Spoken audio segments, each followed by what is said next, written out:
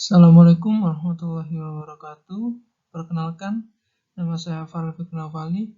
NIM 266 akan menjelaskan tentang bab mendapatkan pemahaman dari sistem kontrol internal klien.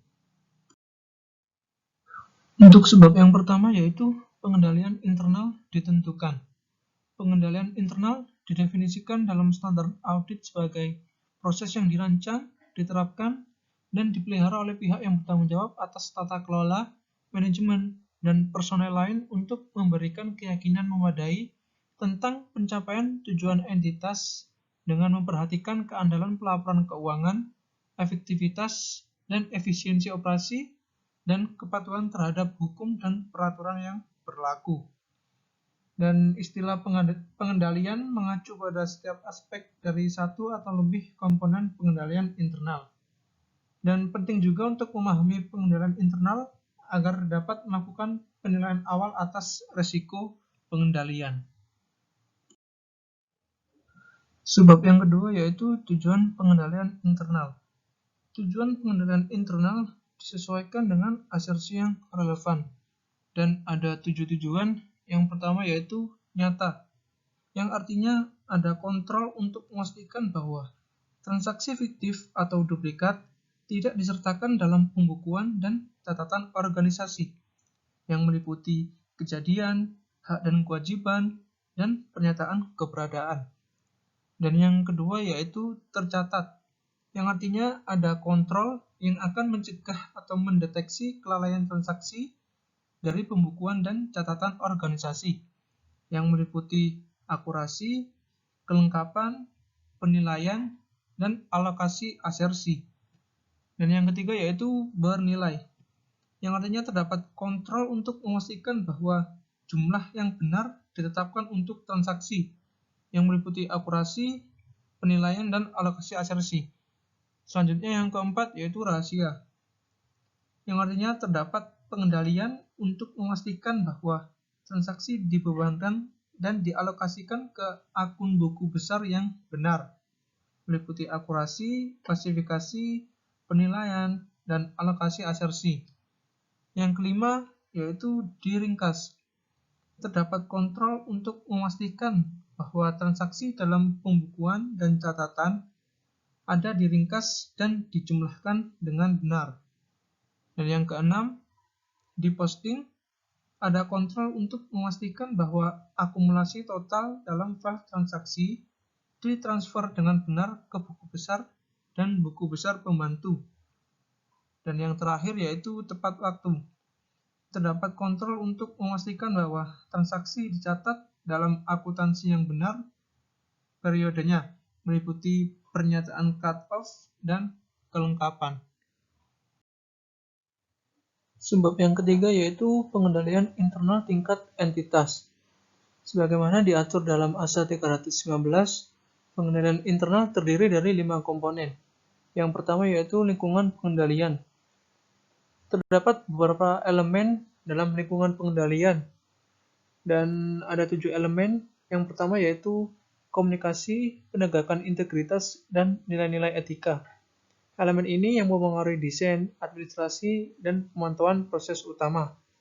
Elemen yang kedua yaitu komitmen terhadap kompetensi, mengacu pada right man in the right place. Elemen yang ketiga yaitu partisipasi pihak yang bertanggung jawab atas tata kelola. Elemen ini dipengaruhi secara signifikan oleh dewan direksi dan pihak lain yang bertanggung jawab atas tata kelola entitas. Elemen yang keempat yaitu filosofi manajemen dan gaya operasi. Elemen ini diperlukan untuk mengidentifikasi faktor-faktor yang mempengaruhi sikap manajemen terhadap pengendalian internal. Dan elemen yang kelima, struktur organisasi. Elemen yang keenam yaitu penetapan wewenang dan tanggung jawab. Elemen ini mencakup bagaimana wewenang dan tanggung jawab untuk aktivitas operasi ditetapkan, dan bagaimana hubungan pelaporan dan hierarki otoritas dibuat. Elemen yang terakhir yaitu kebijakan dan praktik sumber daya manusia. Kebijakan dan praktik sumber daya manusia berkaitan dengan perekrutan, pelantikan, pelatihan, evaluasi, konseling, promosi, dan kompensasi karyawan.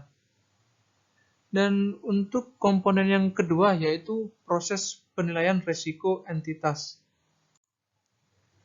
Proses penilaian risiko entitas adalah proses untuk mengidentifikasi dan merespon risiko bisnis.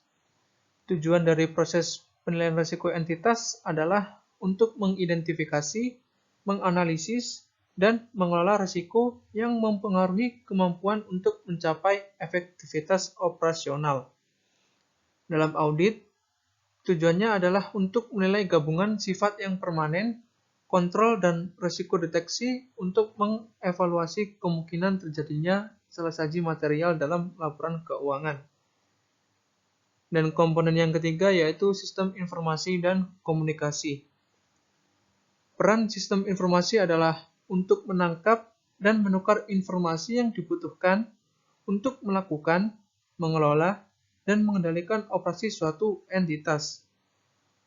Untuk komunikasi sendiri, yaitu komunikasi adalah proses di mana informasi diberikan kepada mereka yang membutuhkannya secara tepat waktu.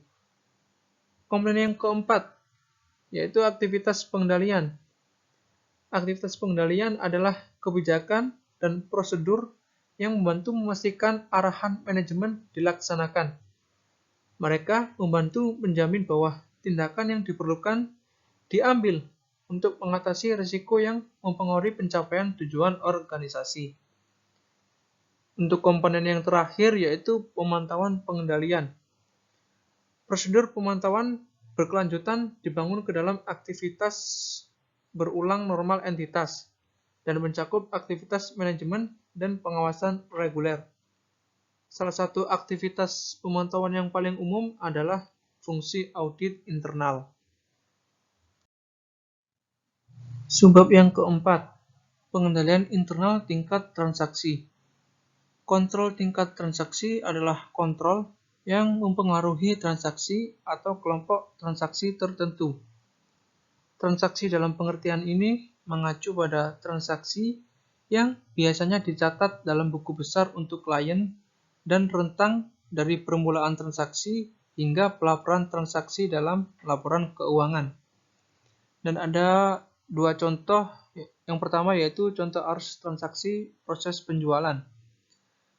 Alur transaksi dalam proses penjualan tipikal untuk klien yang menjual barang meliputi pemrosesan pesanan, persetujuan kredit, pengiriman barang, faktur pelanggan, dan pencatatan penjualan dan piutang dagang. Dan untuk alur transaksi klien yang menjual layanan adalah sama, tetapi bukan mengirimkan barang, melainkan melakukan layanan. Contoh yang kedua yaitu contoh arus transaksi proses biaya penjualan. Biaya penjualan dapat mencakup pembelian persediaan, penambahan biaya dan overhead, pengurangan biaya penjualan untuk setiap persediaan yang tersisa, dan mentransfer nilai persediaan yang ada ke buku besar persediaan di lembaran saldo. Subbab yang kelima, mendokumentasikan pengendalian internal. Bentuk dokumentasi yang paling umum meliputi yang pertama yaitu narasi. Narasi ini melibatkan auditor yang menjelaskan dengan kata-kata setiap langkah aliran transaksi dari awal hingga akhir. Yang kedua yaitu diagram alir dan diagram logika. Melibatkan auditor yang meringkas dalam diagram alir atau kotak setiap langkah aliran transaksi dari awal hingga akhir. Yang ketiga, kombinasi narasi dan diagram alur. Bentuk pendokumentasian ini biasanya berupa halaman yang dibagi menjadi dua bagian, dengan diagram alur proses di kiri dan narasi yang menjelaskan setiap langkah dalam aliran di sisi kanan. Yang keempat, daftar periksa dan kuesioner yang telah diformat sebelumnya adalah teknik lain yang digunakan untuk secara sistematis mengidentifikasi jenis prosedur pengendalian internal yang paling umum yang harus ada. Subbab yang keenam, mengidentifikasi kekuatan dan kelemahan dalam sistem pengendalian internal. Hasil penting dari memahami sistem kontrol internal yang diberlakukan klien adalah kemampuan untuk membuat pengamatan, menarik kesimpulan, dan menawarkan rekomendasi mengenai kekuatan dan kelemahan yang diamati. Sementara klien akan sering tertarik untuk mendapatkan umpan balik dari auditor eksternal mengenai kekuatan relatif dari pengendalian internal mereka. Fokus biasanya pada area kelemahan yang diidentifikasi. Hal ini karena kelemahanlah yang meningkatkan risiko kesalahan penyajian material yang tidak terdeteksi oleh proses dan pengendalian manajemen. Dan area kelemahan juga di mana auditor biasanya melakukan pengujian substansif tambahan untuk mengukur kesalahan penyajian material. Untuk sebab yang terakhir, yaitu surat manajemen. Surat manajemen terkadang disebut sebagai surat rekomendasi adalah penyampaian yang disiapkan oleh tim audit dan diberikan kepada pihak yang bertanggung jawab atas tata kelola. Surat manajemen membahas kelemahan pengendalian internal dan hal-hal lain yang ditemukan selama audit. Tujuan dari surat manajemen adalah untuk menginformasikan rekomendasi auditor kepada klien untuk meningkatkan kontrol internalnya. Demikian presentasi dari saya, kurang lebihnya mohon maaf. Wassalamualaikum warahmatullahi wabarakatuh.